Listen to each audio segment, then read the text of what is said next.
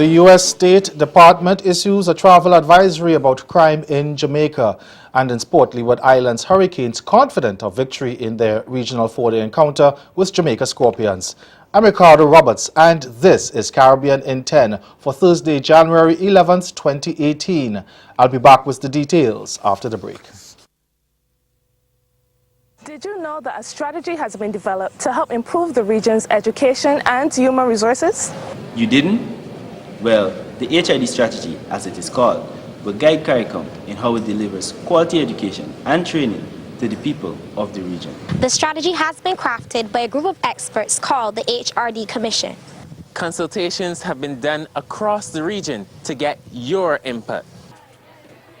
Do you know that none of us will be left behind? The HRD strategy is important to all of us, students, parents, and employers. It will prepare the region, especially the youth, for the 21st century economy and society. The HRD strategy, unlocking Caribbean human potential. This is the plaintiff, Juicy Buchanan. He's suing for the cost of a real tax professional after he was audited by the IRS for $595 plus a late filing penalty of $250. This is the defendant, Tax Diddy. He claims he hooks everybody up and never had a problem. This is the case of Homeboy Tax Services. Officer down low. Continue. Okay, so before we come in, and he said, yo, can you know, do his taxes?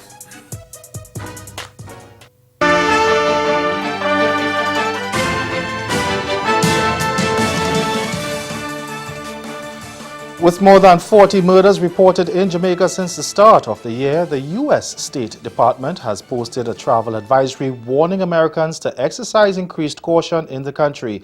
The advisory says some areas have increased risk and warned U.S. citizens not to travel to some areas of Kingston, Spanish Town, and Montego Bay. It said violent crime such as home invasions, armed robberies, and homicide are common. Sexual assaults occur frequently, even at all-inclusive resorts, and Jamaican police lack the resources to respond effectively to serious crimes. U.S. government personnel have also been prohibited from driving outside of the capital, Kingston, at night. It relates to Kingston. The State Department says violence and shootings occur regularly in some areas. Over in Trinidad and Tobago, former Prime Minister Baz Diopande says corruption is one of the main problems in the Twin Island Republic's police force. And he says the issues are not new. They've been around for decades. Pandey, who also served as National Security Minister, said he attempted to implement changes, but there was resistance. He was speaking before a joint select committee on national security. Many of the problems plaguing the police service were recurring from as far back as his tenure as National Security Minister, and they were systemic. He explained that during his tenure, many within the public service expressed reluctance to accept a computerized system, as some were afraid that they would lose their jobs, while others felt it would shake up a system which benefited them. If you go to this report, you will see that if technology was used, they would solve a lot of problems. But people fear technology not only because they lose their jobs, but because it reduces the opportunity for corruption. But he said this thinking was present within the wider political system. As he pointed out, the bureaucracy continued to be a hindrance, and he pointed to the government's failure to appoint a police commissioner for the past 6 years as an example. The whole system is corrupt. And the point about it is, I really eventually do not blame the people. I blame the system. And the present political system does not allow for control. The Jamaica government has offered teachers an improved offer in wage negotiations heading off a threat of industrial action. The Jamaica Teachers Association, the JTA, says it has received a favorable response from the Andrew Holness administration in one aspect of its claim in the ongoing wage talks. But President Georgia Waugh Richards is mum on the details. expressing his knowledge of the cabinet discourse and that the issues that were sent were looked at in a favorable way. Details weren't provided. However, the JTA has been asking government to provide additional fringe benefits and to rethink the 6% offer. Mrs. Wall-Richards says the Prime Minister also had a request. He further asked that we give more time to Cabinet to look at the percentage that was offered on basic wage, as Cabinet will retreat on Wednesday and the retreat will end on Friday. And so as it relates to that matter, we will hear from the government on Friday. The JTA president added that they were also contacted by other government officials. We also met with government officials where we were told that those fringe benefit items that went to Cabinet were all looked at positively. Stay with us. Your Midday Sport is next.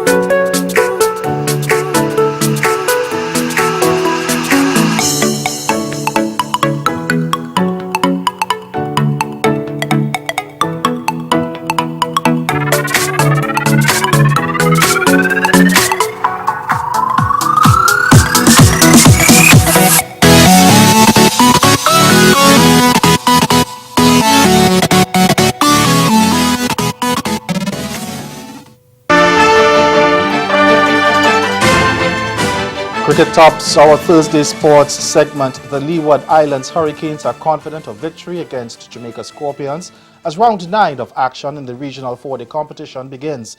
The Hurricanes are beaming with confidence after beating TNT Red Force by 1 wicket in Port of Spain. But Leeward Islands head coach Winston Benjamin says they won't be taking anything for granted against the Jamaicans. Leeward Islands Hurricanes will be aiming to press on for their 3rd victory of the season in round 9 of the WICB regional 4-day tournament starting on Thursday at Sabina Park. Coach of the Hurricanes, Winston Benjamin, says his team will take nothing for granted against the Scorpions, who beat them by 157 runs at Warner Park in St. Kitts in November.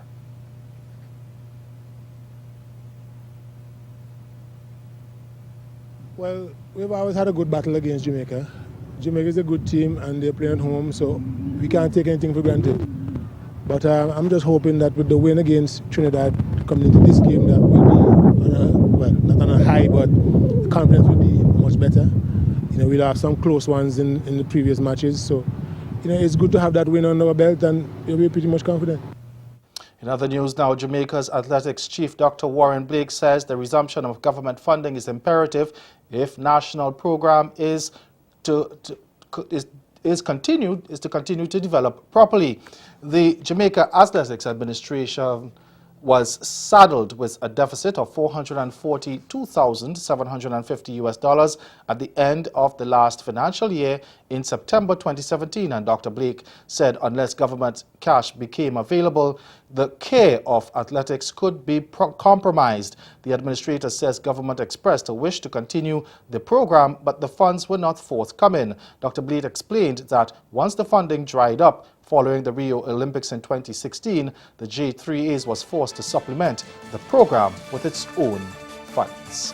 That's Caribbean in 10. Join us again at 6:30 for Caribbean Newsline. Good afternoon.